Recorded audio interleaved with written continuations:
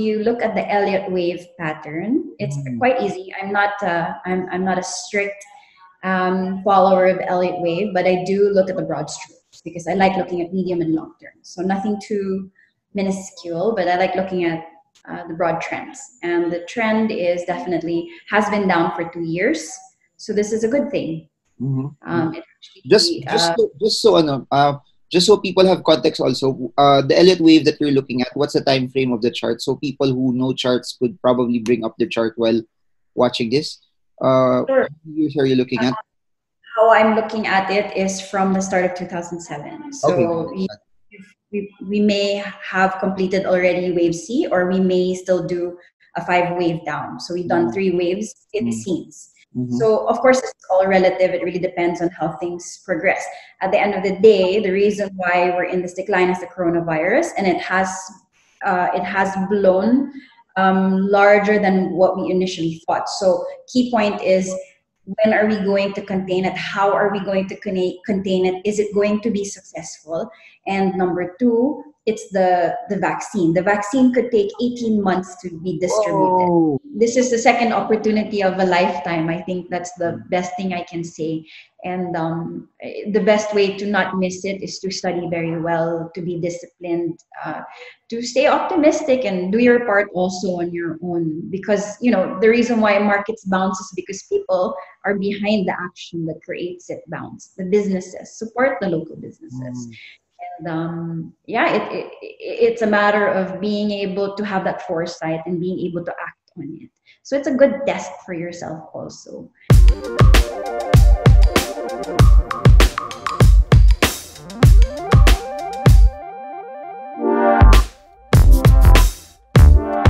Hi guys, so we're up again for another session where we talk to brokers and they share their insights and their information on with one goal in mind. The whole goal of this is for you guys to be able to at least glean on their opinions and then their expertise, and then to see what will work for you. And the whole goal of why we're doing this also is there's so much panic, there's so much fear, and the worst thing that you can ever do is act based on your emotions. That's why for this vlog, we have Nisha Alicer of DA Market Securities. One of the best, in terms of also analyzing and giving a sense on the markets. So there. Before we begin, Nisha, introduce yourself so people know you, and and what's your take on what's happening also.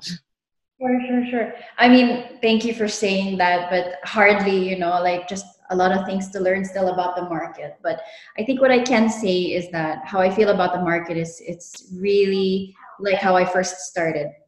So in 2007, I came in, it was actually the peak, and I was just learning about the market. And any retail client that's been in the market for how long, even including me for 10, 11 years, or anyone who's just coming in, I've been getting a lot of questions from people they're new, that are coming in. And I definitely have to say this is the second opportunity of my lifetime. And that includes a lot of people also today. Okay. So that said, I'm a permabull. I'm a permabull because I do think, and I have read a lot of books, and I mean, common sense will say that if the world doesn't end, the world will rebound. So I have to warn you with my optimism and my with how optimistic I can be, but at the same time, it's because it's backed up by a strategy that protects, that manages. In tranches, manages in over a strategy in a long-term, medium to long-term look. What's interesting, Nisha, was yesterday we had Gus Kosho naman. He shared his insights also, and then he said that I'm gonna buy right now, and if it gets worse, then we all die. What's the use of money anyway? So if the worst happens, everyone, there's no need for money. But if it doesn't happen, I'm buying. So I don't know if that aligns to what you said a while ago, but yeah. First question in all of this: the market dropped 2 days ago massively because we were closed. Then when we opened, 20+% as a historic down. Then today, we somehow went up. I would say in normal circumstances, up 3% is good already. But based on how we have fallen, it's nowhere near where we were before. So, what's your overall assessment of the market as of today? Right. Okay. So just to give a background on the decline, it has been quite fast. If you look at the Elliott wave pattern, it's Mm. quite easy. I'm not a strict follower of Elliott wave, but I do look at the broad strokes because I like looking at medium and long term. So nothing too minuscule, but I like looking at the broad trends. And the trend is definitely has been down for 2 years. So this is a good thing. Mm-hmm. It Just actually, just so, just so ano, just so people have context also, the Elliott wave that you're looking at, what's the time frame of the chart? So people who know charts could probably bring up the chart while watching this. sure. How many years are you looking at? How I'm looking at it is from the start of 2007. Okay, So we may have completed already wave C, or we may still do a 5 wave down. So we've done mm, 3 waves, it mm, seems. mm-hmm. So of course it's all relative. It really depends on how things progress. At the end of the day, the reason why we're in this decline is the coronavirus, and it has blown larger than what we initially thought. So key point is, when are we going to contain it? How are we going to contain it? Is it going to be successful? And number two, it's the vaccine. The vaccine could take 18 months to be distributed, Whoa. right? But distribution to market looking forward, different time frames, right? Mm. Okay. So those are very important. Like, people taking the quarantine seriously in other parts of the world is also very important. But there's also an article that says that this could be a new norm, and this could just be the next flu. There will be seasons where we will get the coronavirus maybe, but we'll have flu shots. We will have the coronavirus shots, right? Okay. So we don't know. But at the end of the day, I think the world will still spin. And there is also one point that I wanted to stress when you said that money might not be of use anymore. So anyway, I think that number one, we have to have a life skill that's more important. Like, for example, I'm very grateful that my sister turned into a farmer 4 years ago, and we know for sure that we can get secure food supply, traceable, and it's organic. Um, I think it also goes into the whole idea of people becoming more conscious about what they eat, because in a fundamental, the world, it seems, is going back to the basics, not much excesses, and we're going to what is good and what is real. And it's also consciousness into nutrition.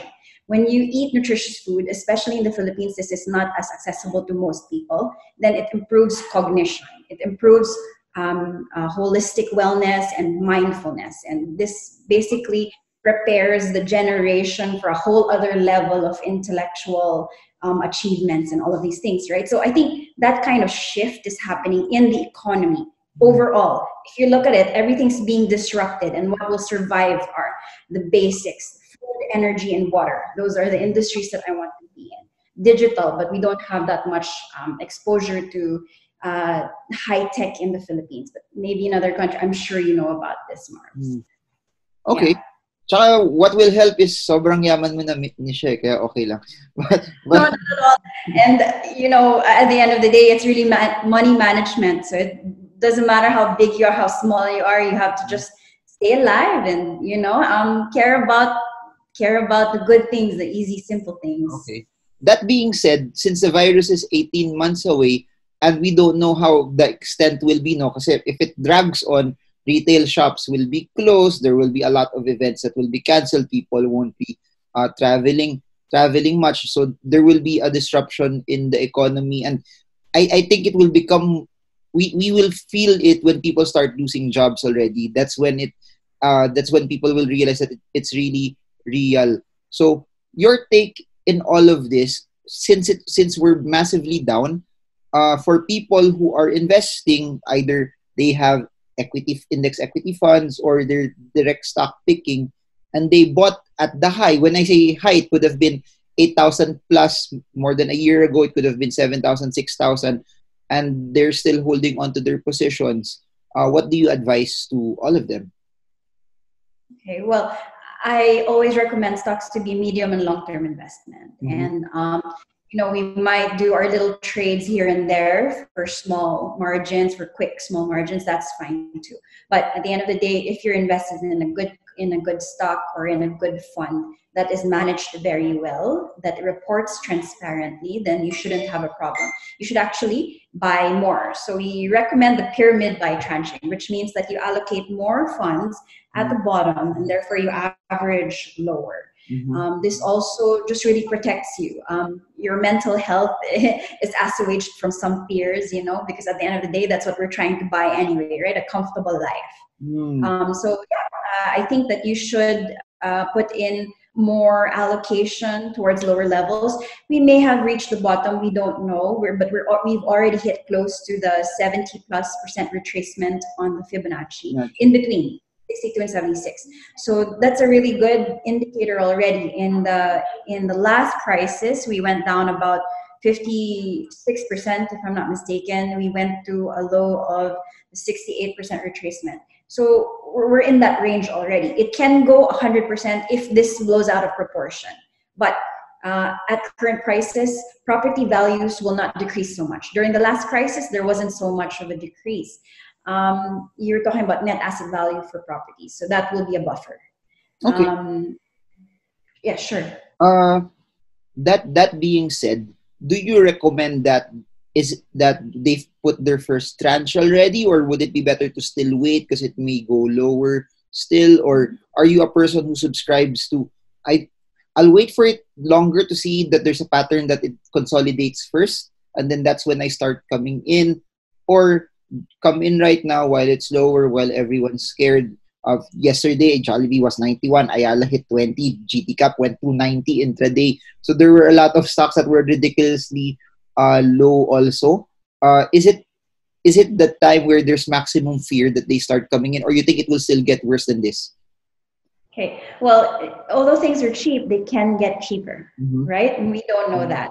So when we're at this current state of environment in the market, this is psychological. It's not anymore fundamentals. So we can't really say also how cheap is cheap, right? Because the exaggerations are actually also driven by fear already. There's no more logic there. So, we had some buying yesterday, just trying to get those lows, but then some would actually want to trade that within the day or within the next few days. That's one strategy. Number two, you could actually just input a little bit because you think that these are fair prices and you think you're a little bit more optimistic that governments will be able to protect with their stimulus and people will get contained and all of that. But we don't know, right? So the most prudent version of this is you wait for a base to happen. So will 4,000 hold or not? If you go back to Elliot wave, this is actually the top of wave one. It has proven to be a support in other cases. And it is close to the end of wave two. So this is an interesting support to watch. So if you want to be prudent and you want to be conservative, then you can wait. But if you can afford to be a little bit more aggressive, then you can try to get in the lows of those panic days, such as yesterday. Just to drill down on what you said, no, this actually means that PE ratios are something that they're ridiculously low, but because of, you said it's panic driven, parang you wait first, even though all of the other numbers are telling you that it's cheap already. Well, so different strategies, right? I also look at RSI and MACD, and those are heavily oversold. So for me, if the PE actually makes a little bit of sense, and I do think that the RSIs and MACDs are already exaggerated, then there is a higher probability that it could be the bottom, right? Or that it could be a really good low. But we'll never know, right? So again, it redounds to management of cash. Okay. And so, go. During the 2007 crisis, there were times that PEs hit 10 times, and then that became the cap. The lows were 5 times and 4 times. So yesterday, when we hit a low near the 4,000, the PE was 8.2 times. Super cheap. Yeah. I would remember 2013 PEs were 23 at that time, 22, 23 at that time, and the market was 7.4. Now we're at 8 times. Consumer stocks hit 40 times, right? So So that being said, also, I wanna drill into this. There are people who would buy stocks via dividends. That they just want the cash flow from dividends. The PLDTs, the Globes, or other stocks that give them yields above 5%. Stock being said that their stocks are lower now, and then if you see that they could still maintain their level of earnings, would you recommend them that since the dividend yield to them makes sense already, it's very attractive, is it good to buy? And with the logic that kung bumaba man siya ulit, yung yield naman okay na sa akin eh. What's your Yeah, take? What's your take on that? I mean, it seems that dividends will still be paid, but these are also not assured, right? Mm-hmm. So that's one.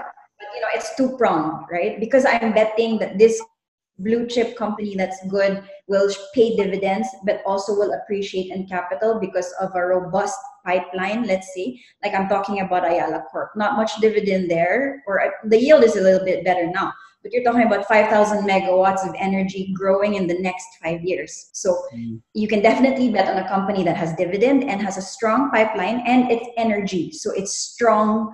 It's an important need that still has to be built. So those are what I look at. Okay. So you just to zero in what you said, if you're after dividends, okay na rin kasi even if there's a decline, and so, as long as the earnings will be there, you can already come in if that's what if you're just after the dividends for the stock. That's one, although I always recommend to have many reasons to invest. So it has to be more than one reason, because if that doesn't work out, then there has to be other things that can buffer and that can give you a little bit more gains. So for me, growth is still the most important, because we're talking about equities and we're talking about PEs. So how do you justify those? Okay, got it. Next question is this.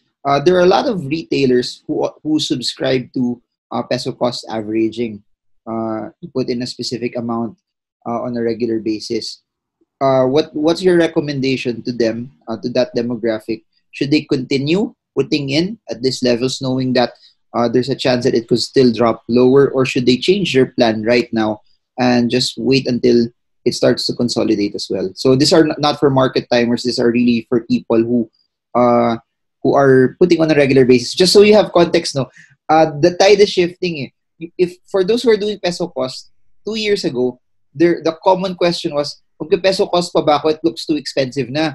Ngayon naman, peso cost pa ba ako? Baka bumaba pa siya lalo. What's your tip for them? I think the peso cost, if I'm not mistaken, but please correct me, what I understand is that the rule is you have to come in all the time. That's the idea of the peso. Yeah. Right? So for me, that's why I follow the pyramid, because then it has that flexibility that I could put in more when I feel like there's a lot more value here.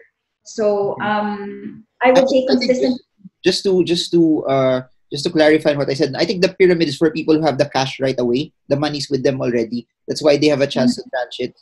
These are for people who, for example, they're salaried and then they can allot 10,000 pesos a month from their salary, or 20,000 pesos a month. And so the money just comes in as a salary would come in. And their question is, pagdating ng 10,000 ko now, do I hold it off first, knowing that it may go down, or I just continue and put in? Kasi ako personally also, I don't do peso cost averaging. I like to wait and see, and it doesn't make sense for me kasi to buy at very, very expensive valuations. But I know there's a lot of people who do that, and they're the ones who are also concerned right now. What's your thoughts on that? Okay. Well, considering what I see in the market today, I actually think that these are good values to come in for a tranche, whether you're doing peso cost or pyramid. Okay. Got it. Another question. What's your take on what's happening now? How different do you see this from 97, 2008, and what's happening right now? Do you think this is scarier, or do you think this will last? This won't be as bad as what we all think it is? Okay. There's some people thinking that it might be worse than 2008. If you look at what happened in 2008, it was a bit slower, and it was a long time coming. Now, this one is actually event driven. And that's why not a lot of people really took it seriously as a crisis or as the black swan up until today, was because it could have been contained. So the question of will it be worse or not, we don't know. Again, it's going to be a matter of when if the containment will be successful, or if the vaccine will actually be effective, and how long it'll be rolled out. So kind of like a brave new world, really. But if you look at cycles, and that's where technicals come in. When I look at the technicals, it kind of neutralizes the way we think. That it kind of brings us back to, okay, but at the end of the day, we know that this is just part of that cycle that we always look at, right? And if I look at that, I see that we are already at the lows, very, very significant lows for the market. How long it'll take, we don't know. So in 97 to 2002, that took how many years? About 5 years, is that right? 5 years. The last decline, it just took, it double bottom over 2 years, 1 year, 1 to 2 years, took 5 months to recover. So we, right now, off the top of my head, I think this year will be not optimistic in that sense, because we still have to see the developments. So play it conservatively. We've gone down 2 years, and then we'll still need to recover. I'm just a bit. For now, sure. What I was thinking was 2008. The crash was in the States. It did not stop consumption, and in the Philippines, a large chunk of our economy is consumption, and that's what I'm thinking of. Not everyone's consuming right now. Everything. Filipinos are scared to go out. Filipinos are inside, and you see a lot of the things they normally spend on. That's not there. And the economy is made up of transactions. When someone spends, another one earns. With that not happening, I think there might be. I agree with what you said, that there might be a slowdown on different sectors that's happening. So that being said, also, what's a more prudent approach also for people? I'm trying to address two people. One are people who have savings right now, and then they have a level of cash that they can deploy to invest, and then others naman who really don't have not much savings, and with the expectation of may uncertainty sa trabaho nila or sa business nila. How would you suggest that they approach their investing for those two groups of people? For the first group, the one that has some money to spend, okay, for stocks, it has to be money that you won't need, right? It has to be money that you can forget. But also, this just really wins over, just the way you react to things. Because if it's money that you need, then psychology will definitely affect the way you trade. So it should not have any impact, right? Because again, uncertain times. For the people who have some money to spend, some money to trade, they can actually come in today and see how much they can make in a short recovery or in a short rebounds. But also have your stop losses and your targets, right? So you have that sandwich to work with. Now, for people who are looking to do a longer term investment but don't have much money, I do think you have to wait for a base to be formed before you can come in. It doesn't matter if you don't get the bottom, but at least your mental health, psychologically speaking, and also technically speaking, you're kind of making more certain your investment. Okay. Because I think people need that also, because I really believe stocks it's not just technicals, it's fundamentals. It's how you manage your money and how you manage your risk as well. And a lot of people, kasi on good times, nangyayari kasi when times are good, they put more than what they should allot into the market, thinking that it will go up and thinking that I can take it out anytime at a gain. But they're not thinking that things like this could also happen. And that's why we're doing videos like this, so that they hear it. Oy, I like Nisha's thoughts, and I like that she's not also panicking. Any advice for people right now who are panicking, are scared? It's their first time to really get a loss. I've been getting messages without saying any names. Some of them losing 6 million from a 10 million portfolio. Some of them lost 2 million. Some naman they placed 50,000, they lost already 30,000. They lost 30,000 already. So different types of portfolio, but generally a lot of people are I don't know, they're parang I always give this example na parang doktor. Pag first time mo namatayan, it impacts you compared to someone who has experienced that so many times. So what can you advise to them? What can you tell them in these times as well? That for some they've never seen something like this. And true enough, no, yung drop naman talaga 2 days ago, it was something that I have never seen even in the 2008 crash, and we've never even seen the PSE close down, even in crashes that happened before. Yeah. Yeah, well, number one, look at your portfolio, right? So yes, it's a tragedy, but do you think that these stocks, this portfolio can recover, or do you have to shift your strategy now, right? So that's one. Number two, there will worrying will not help. So what I always do in times like this, and what I saw during the 2007 crisis, was people carrying books. So you go back to the basics. So you look at your charts, you look at your fundamentals, you watch the news every day. I have been very grateful to the market for educating me on the Philippine economy, and to be able to develop that heart to really understand the plight of the Filipino people. I mean, I have so much to understand, but the Philippine stock market is more than just, to be able to generate wealth or to be able to support companies, but it's really a very good personal development tool. You are able to develop your psychology, your discipline, and really just, knowledge about the world and where the shifts in economy are coming in. If you're a businessman, you can definitely take advantage of opportunities. You already see what the big players are at and where they're looking at. So look at your portfolio, re-strategize, have a plan, because there's so much blue chips already now that I would have died to buy, you know. So yeah, and try to, you know what? Some people might even try to look for a way to make more money so they could invest it in the stock market. That's another thing to get busy with. Okay, I'll try to end with this. If there are a set of sectors that, or at least a group of stocks that you would bunch on, if someone has a time horizon of 5 years, what should they take a look at now? If someone has a time horizon of 10 years, what should they take a look at now as well? So someone that has a shorter time frame, sabihin natin 3 to 5 years versus someone who has a 10-year time frame also.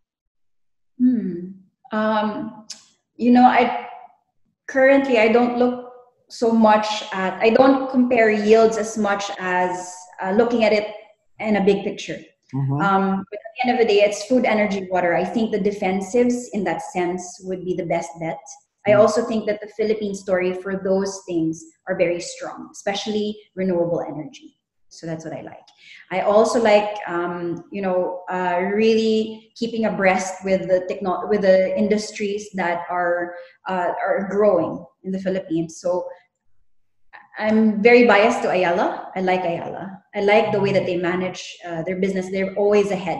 They know when to shift into another industry. They know when to let go, and at a good value still. So, and they've got those things covered. So if you buy into an Ayala development, for example, your your energy and your water, no problem, right? So physically speaking, when you buy something also, you have to think about those things now in this brave new world that we're in, right? The infrastructure, the real economy matters a lot more now rather than valuations. So look for a hard asset to invest in, so property. Yeah. So 5-year or 10-year for me is the same. I think that whenever I approach investing, it has to be, the most solid bets that you can make, because management is good, because price is good, because there's a pipeline you can see, and because they follow their pipeline, they follow their plans, and they really realize what they say. Aboitiz Power is also building renewable energy, and I think there's a lot of interesting things for this year if that's not halted. That would be interesting too. Retail might have something to buffer against what's going on in terms of food. So Pure Gold and RRHI might be some things to look at, but I would closely watch them. So right now, news to me, in the past 2 years, it's kind of been boring, the market, but now it's a little bit more exciting, and I like looking and reading at the news because it's now the time to really see how the market. It's a nice thing to study. The psychology and how it changes the market and how it moves it. It'll make you a better trader and investor. Galing. Final words for people, investors, before we end this video. Anything that you want to leave them with that will help them, especially in these times. At least we have Saturday and Sunday for a lot of people to at least revisit what they need to. I actually thought we would be closed until April na eh. I was shocked that when they announced it on Tuesday that we're gonna open on Thursday. The first thing I did, you know what I did? I looked at the Dow. Sabi ko, if the Dow is down, patay. Ano yan? They've been down, then they're down again. Tapos when we open, baka mas malaki yung bagsak natin. I was hoping that baka if we open April, baka everything might be better already and somehow it might taper off the selling. Pero hindi eh. But I think what was considered also is institutions also need to go out as well. Some people need to be liquid at this. Yeah, so it was a good move also to put the market open because people are in the market because of the liquidity, and closing the market naman removes that option for others to get out. So there's a lot of pros and cons to it as well. But you have to also think about how do people go to work and are they exposing themselves and their families. So those are also other considerations that had to be taken by the PSE. But yeah, at the end of the day, the stock market is like a bank. You have to stay open. You're the backbone also still of the economy. So it's the leading edge of of this thing, I guess. Okay, final words, Nisha. Final words, okay. Ikaw yung ano, pag napanood ka nila, they'll be inspired. Eh. So, sobrang galing. I hope so. And I think, this is the second opportunity of a lifetime. I think that's the best thing I can say. And the best way to not miss it is to study very well, to be disciplined, to stay optimistic and do your part also on your own. Because, the reason why markets bounce is because people are behind the action that creates it bounce. The businesses, support the local businesses. And it's a matter of being able to have that foresight and being able to act on it.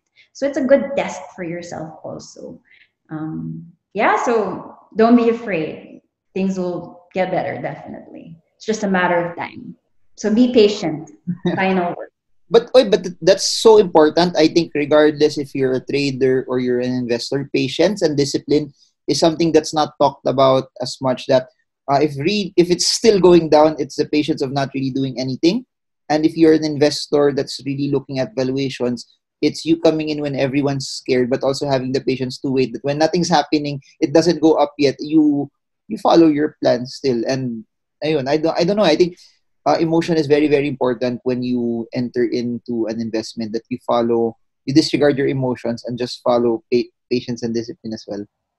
Or just be able to handle your emotion. Actually, stoicism, if you read on it, that would also be very helpful for the market. So anyone who wants to, just improve overall, go back to the Greeks, read all of it. It's very interesting and very rich. One more thing, in 2007, I remember, 2009, I remember we had already seen the October 2008 low. The eventual double bottom was in March 2009. And I remember spending Valentine's and I was saying, it's just really quiet. And there were a lot of people saying already, maybe it's never going to happen, maybe the market's never going to bounce. And, it's in those quiet moments when nobody's thinking about it anymore that suddenly the bottom comes. So stay on the pulse. Stay on the pulse. Keep your eye on the ball because things are definitely going to recover. Galing. Thank you, Nisha Alicer, DA Market Securities. If they want to contact you, how can they contact you? How can they reach you? Or if they have some questions? Please follow us at iTradePH. Very interesting Twitter feed. And we have a website, itrade.ph. So and definitely see you again, Marvin. Super galing nila, guys. If you don't follow me anymore, just follow Nisha. They have so much insights. No, thank you so much. Happy to talk to you and to get your insight also. And questions are always very important for us to think. Yeah, and it's nice to have videos like this also in a time where I really believe that people need to be calm also at this time, because panic causes people to do things that they're not supposed to do as well. So there. Yeah. So thank you, Yeah. Nisha Alicer, DA Market Securities. Bye everyone. I hope this video helps you trade well, trade strong, trade smart. See you all again soon. Bye.